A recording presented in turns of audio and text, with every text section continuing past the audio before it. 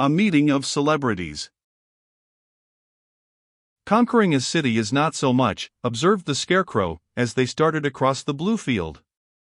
Trot conquered an island in the sky and has a whole book of history written about her adventures there. Did you really?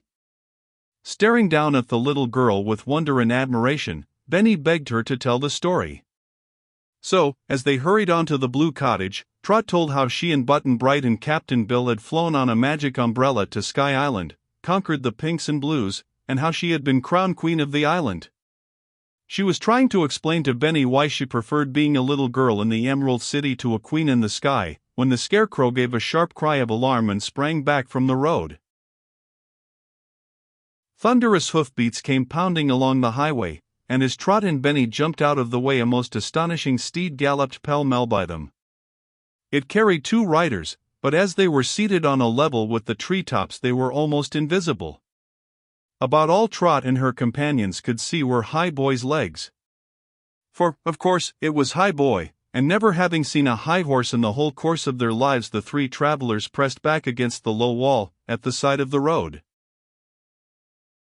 "Hey!" yelled the Scarecrow, torn between fright and curiosity. "Where?" whinnied the high horse, stopping short and coming down so suddenly that Phil and the medicine man were nearly jolted out of the saddle. "Did you say hey?" he repeated gently, his head now on a level with the Scarecrow. "Ah!"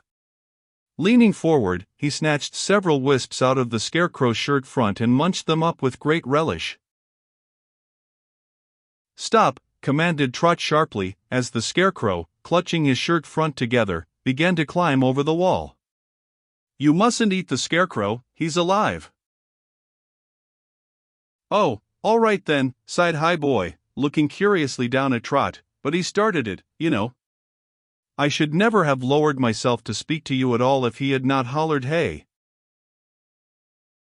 "What I really meant was how," stuttered the Scarecrow, balancing himself on the top of the wall and ready to jump either way. "How do you do?" he finished, jerking off his hat nervously. "As I'm told sometimes, and as I please, others," sniffed High Boy, switching his tail impatiently. "But if it's how and not hey, I might as well get up and go on again." "No, wait," directed Philidor, greatly interested in the appearance of the 3 travelers. The Scarecrow he had recognized at once from a picture he had seen in a history at home. "This gentleman lives in the Emerald City, High Boy, and perhaps he will show us the way to the capital." At the little prince's words, the Scarecrow quickly jumped down off the wall. "We are going to the Emerald City ourselves," he exclaimed in surprise. "It's in the opposite direction from the one you are taking." "We're hunting a queen," explained Benny, deciding it was about time he got into the conversation.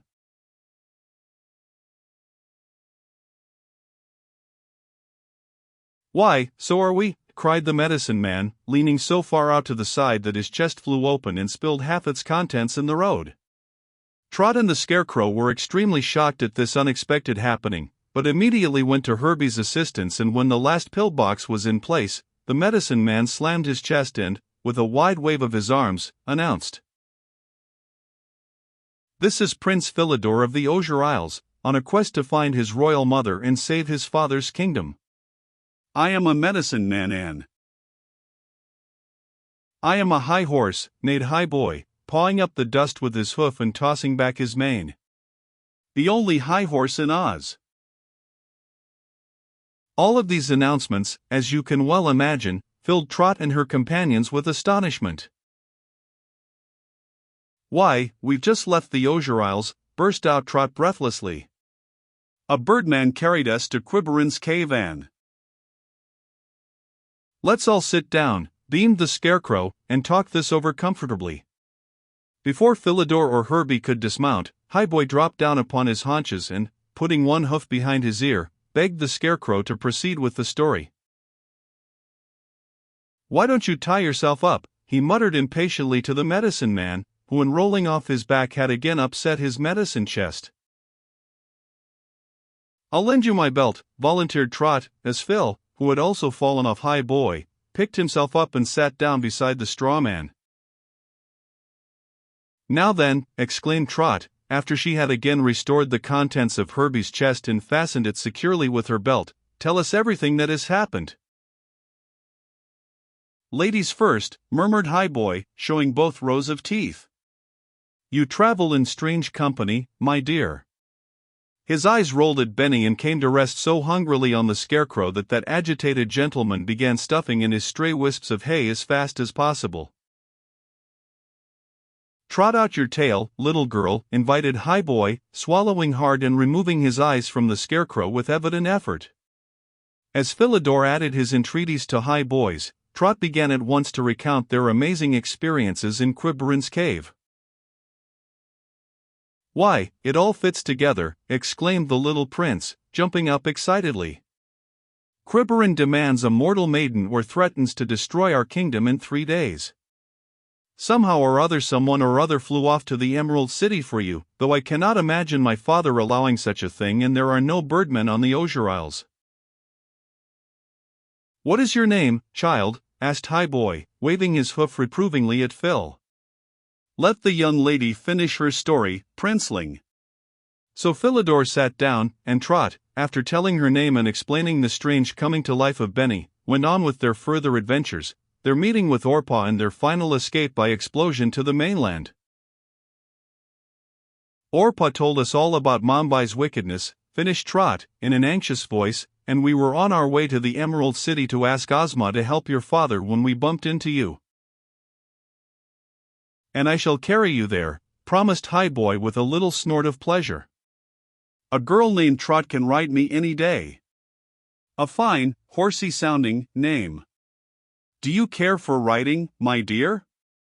Trot nodded enthusiastically and smiled up at this most comical beast.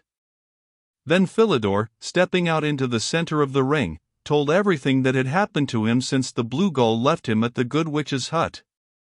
Trot and the Scarecrow were both astonished and alarmed to learn of Tattypoo's disappearance, and as interested in the medicine man as Philidor had been in Benny.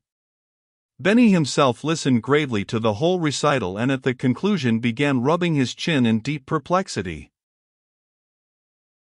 "If Mombai stole Philidor's mother when he was 2 years old," he muttered in a puzzled voice, "and Mombai has not been Witch of the North for 20 years, how is it that Philidor is not grown up?"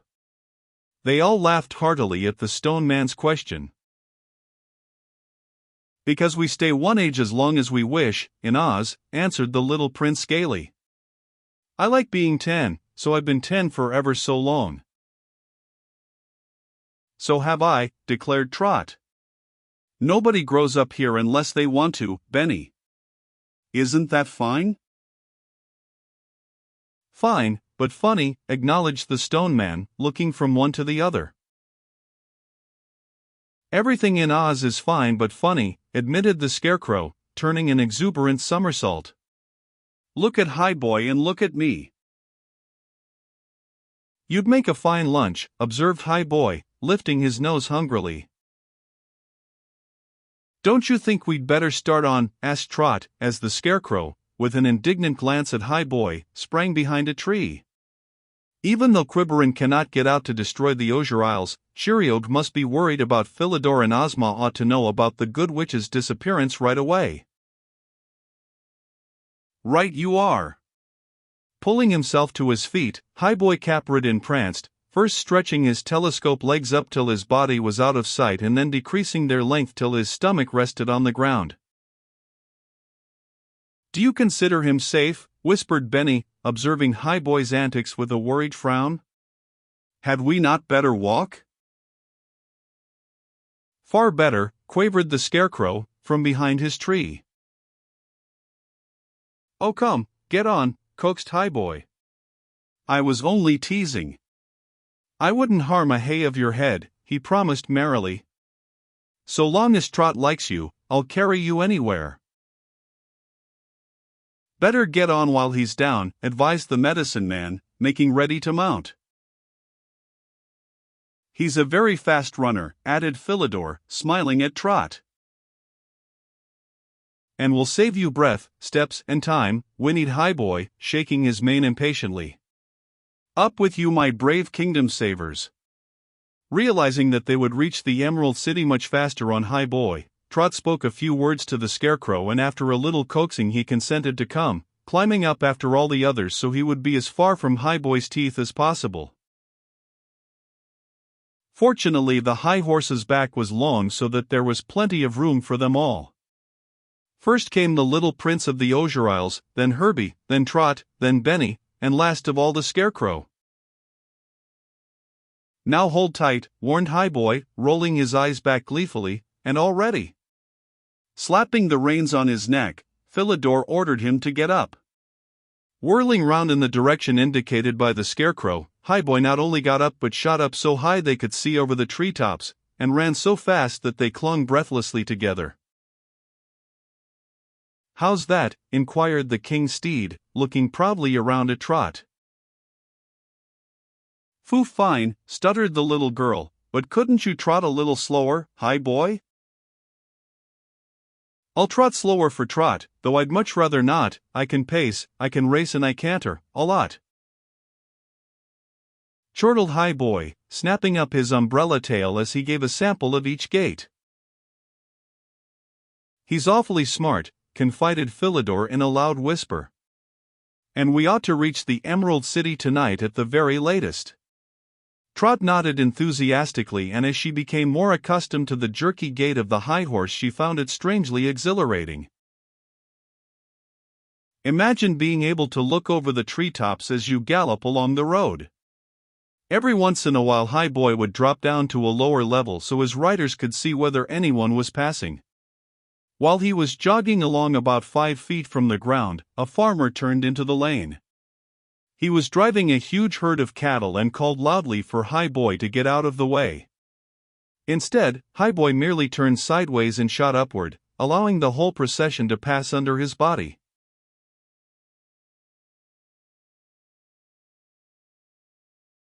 Leaning over, Trot and Philidor saw the farmer sitting in the middle of the road mopping his forehead, and they laughingly agreed that traveling on High Boy was the most interesting experience they had yet had.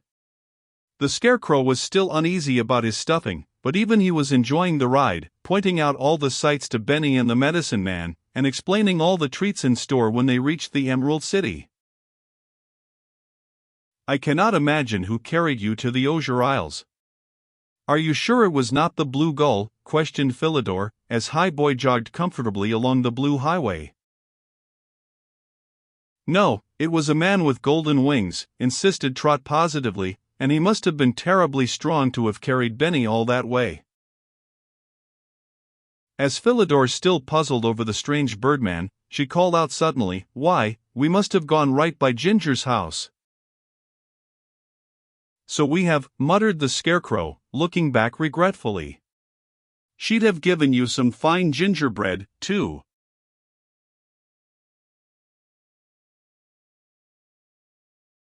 "Never mind," neighed High Boy. "We'll be in the Emerald City in time for tea, and there's a village just ahead. Maybe they'll have some fresh cake or buns." Stretching up his long legs, High Boy looked over the walls of the little town at the next turn of the road. It seemed entirely deserted, and all the houses had shuttered windows and tightly locked doors. Dropping down to regular horse size, High Boy trotted up to the wooden door in the wall and butted his head 3 times against the panels. For a moment there was absolute silence, and then a muffled voice called out crossly, "Can't you read?" "It says keep out," whispered Trot, leaning over so she could read the sign nailed on the door. "Can't you let us in?" bellowed High Boy, beginning to stamp with impatience at the delay. "We're in a hurry and have to go through this town. Let us in, do you hear?" "I hear," shouted the voice defiantly, "but I'll not let you in. I'm the outkeeper." "Ha, ha," roared the Scarecrow. "I've often heard of an innkeeper but never an outkeeper. Come out, keeper, and let's have a look at you." Almost instantly the top section of the door flew open and the upper half and head of the outkeeper appeared. "Help!" gasped Trot, clutching the Medicine Man. And no wonder.